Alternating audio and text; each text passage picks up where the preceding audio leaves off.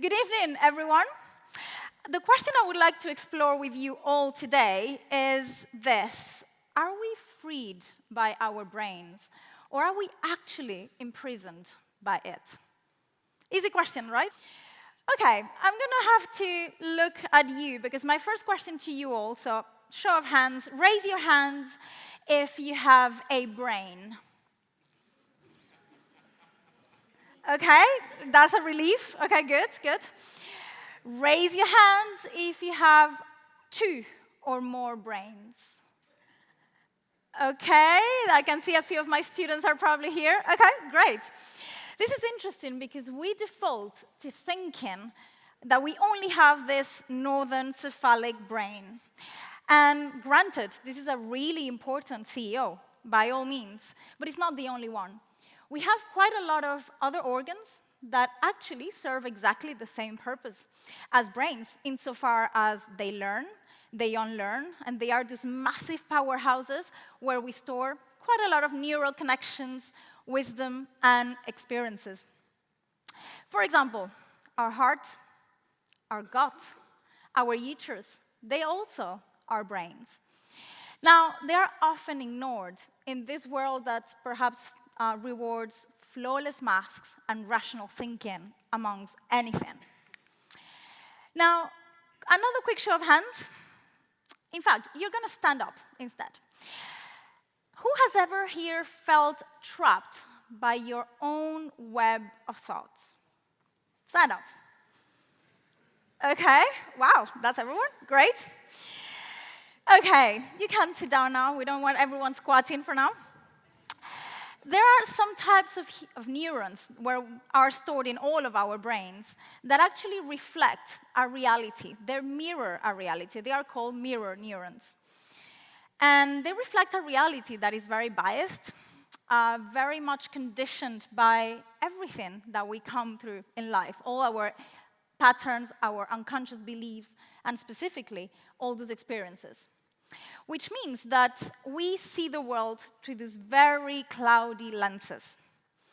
So after years working across global organizations and, of course, in prisons, I have made it my mission to detangle and actually unravel the threads of our perceived sense of freedom, especially in our decision-making.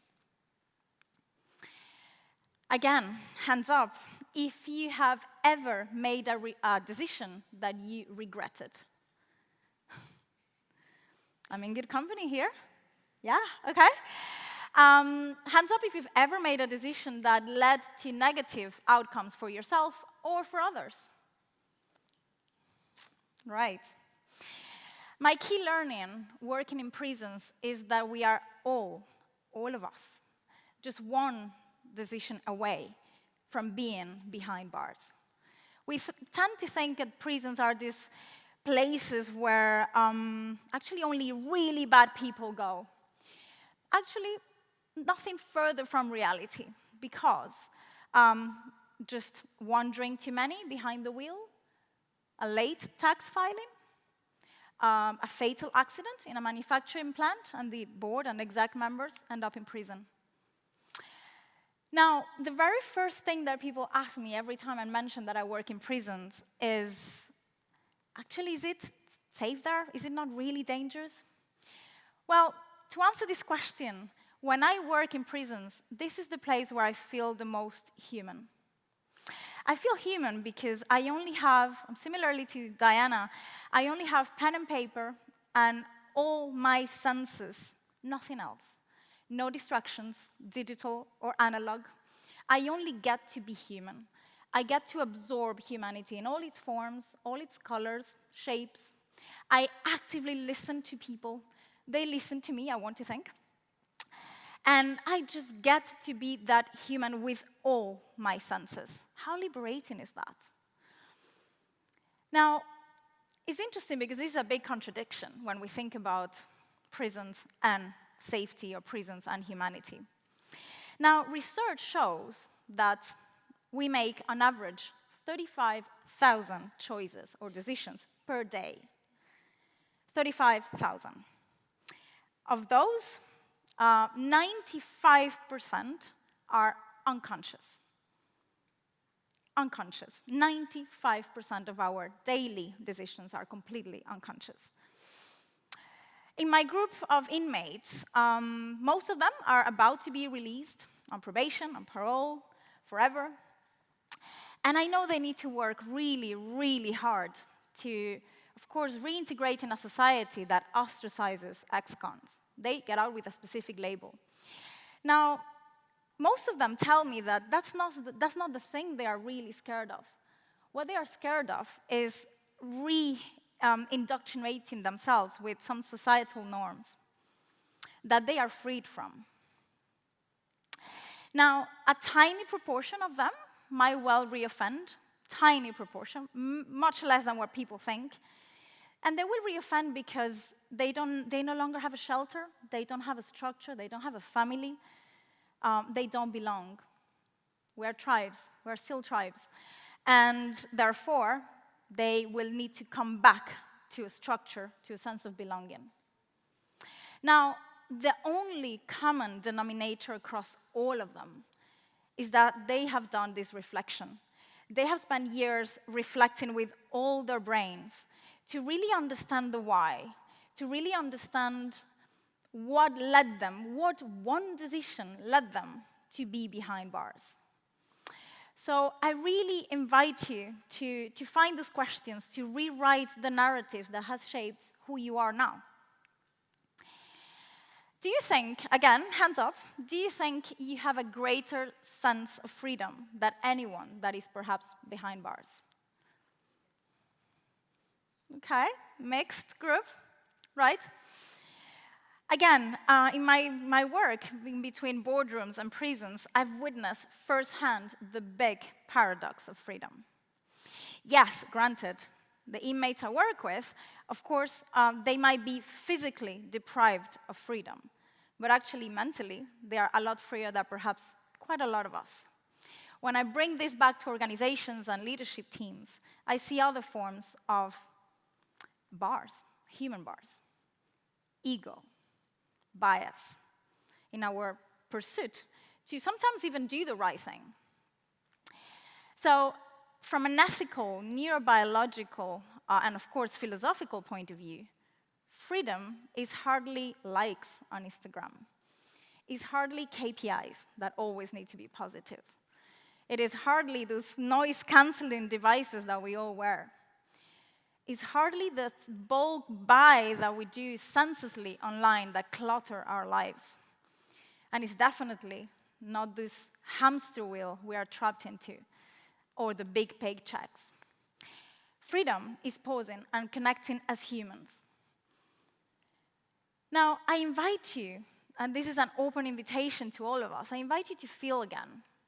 Take off your AirPods, whatever, and reconnect. Look up. Try to remove and divorce yourself from your devices. And try to get to be human again. Dust off your senses.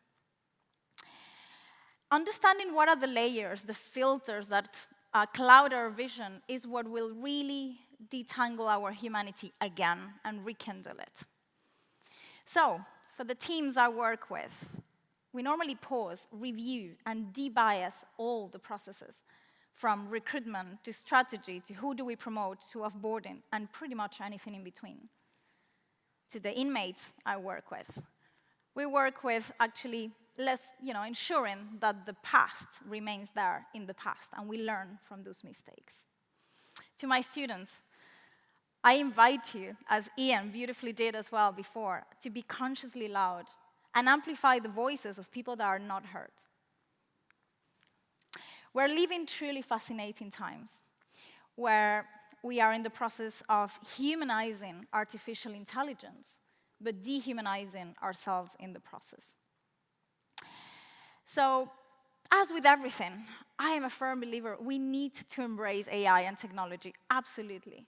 But as with everything, there is use and abuse. Let's find the middle ground, because there is. Let's consume in moderation, without eroding our sense of belonging, our sense of self. We are wired to connect. That's what makes us human, and that's what keeps all of our brains really healthy. Now, holding eye contact. I sometimes do this experiment with some of my students. They find it incredibly hard. We're no longer used to do that. Looking up, fully taking the world in its purest form through the senses, that is what will make us human, or rehumanize ourselves as we go. So, coming back to the initial question that I posed this group, can we really be imprisoned by our brains? And I wanted to quote my colleague Alvaro as well. He mentioned choice. So that is the good news. Those are invisible bars that we have placed ourselves. Therefore, we also have the choice to break them. So absolutely, we can break free from those chains, both the internal and the external. We need to also stem away from thinking that our brains are just reptilian. We are no longer fighting lions in the savannah, and all of our brains are super flexible, super adaptable. So next time, you have to select a bridge, a motorcycle, a bus to demonstrate that you're human to that little thing on your screen. I implore you, please wink back at the screen and just reconnect with how human, how connected you've been in the last few days. So, open invitation.